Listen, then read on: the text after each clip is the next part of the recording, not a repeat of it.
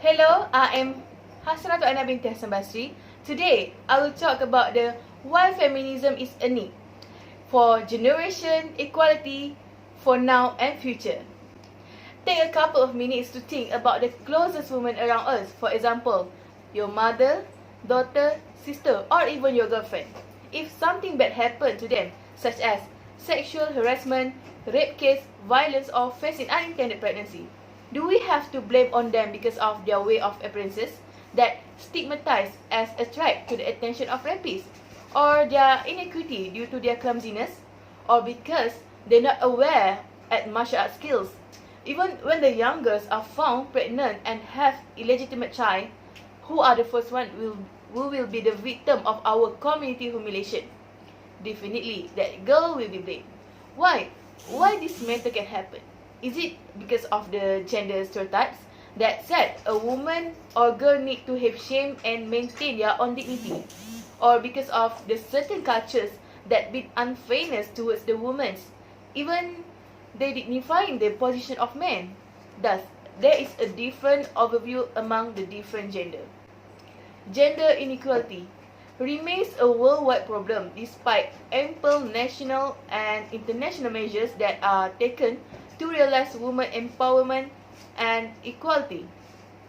Though the degree and causes vary throughout the world. Globally, almost 750 million women and girls alive today married under 18 years old. Those who suffer from child marriage often experience early pregnancy, which may be a key thing about the premature end of education. Child marriage or forced marriage is one of the examples of the gender inequality, as it limits the woman's opportunities and their ability to reach their full individual potential or their dreams. Due to this matter, it is not only give a negative impact on a woman's life, but also can lead to damaging the morals of our society. So in my talk today, I would like to mediate the importance of feminism for now and future in effort to eradicate the problem of discrimination against women and their real fate that happen nowadays. Ladies and gentlemen, I would like 10 minutes of your precious times to present on why we should allow the equality in opportunities for both sex in all aspects. So over the years, the world has gotten closer to achieving gender equality. There is better representation of women in politics, economic, social, and better healthcare in many places of the world. However, the World Economic Forum estimates it will take another century before true gender equality becomes a reality. What drives the gap between these genders? Okay, looks at our education aspects. Around the world, women still have less access to education than men. 1/4 of young women between 15 to 24 will not finish primary school. That group makes up about 58% of the people not completing the basic education. When girls are not educated on the same level as boys, it has a huge effect on their future and the kinds of opportunities they will get. Girls were provided with less participation opportunities as compared to their male counterparts, and hence, it led to prevalence of the gender inequality. Thus, feminism is relevant now as an initial to standardize the education better.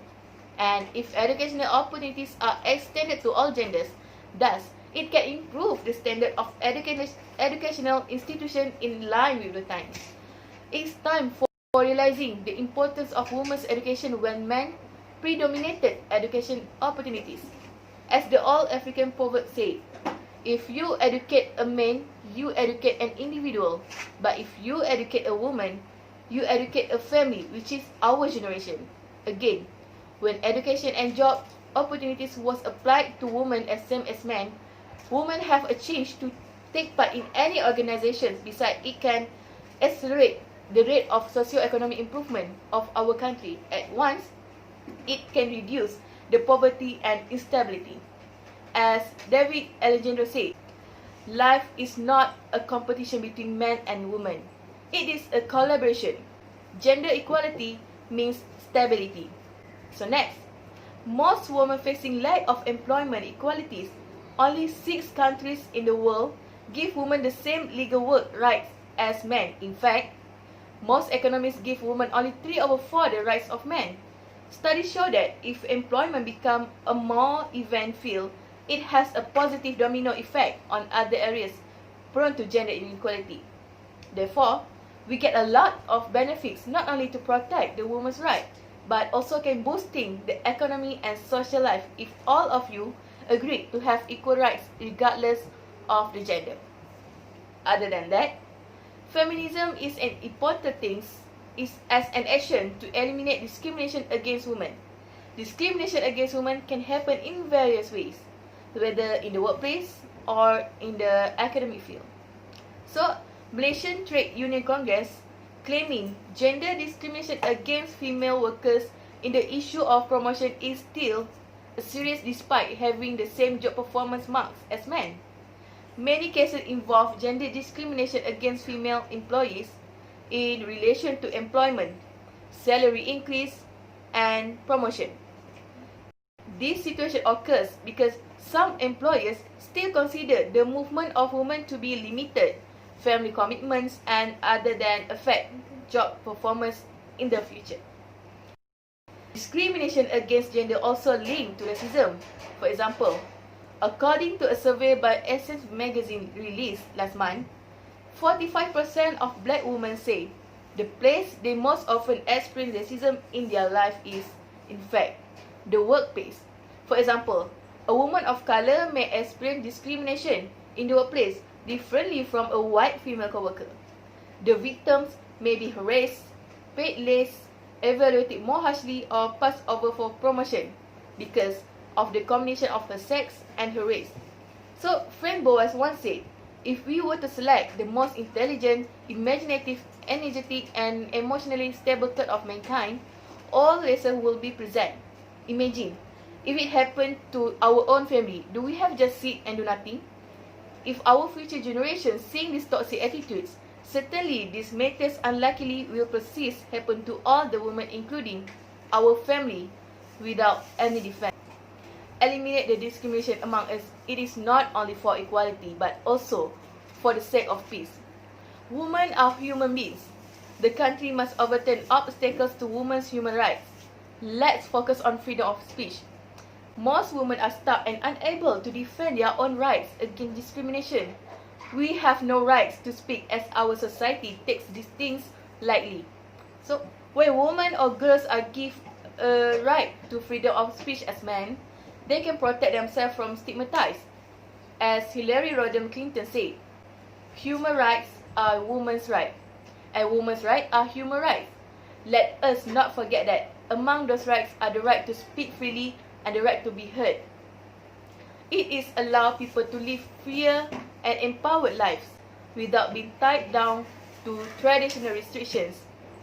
This will benefit both men and women and can reduce the cases of rebellion, thus leading to a well-dynamic country in social, economic, and political.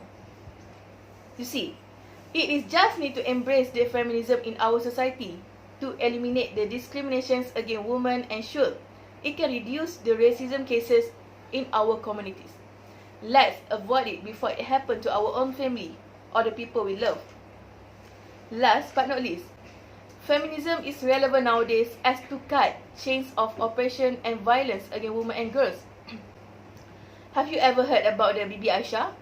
Aisyah was involved in physically abuse as she suffered early in life, losing her mother and forced into marriage as a teenager. Then she was subject to abuse of her husband. At 18, she felt the abuse but was caught by police, jailed for 5 months and returned to her family. Her father returned her to her husband's family.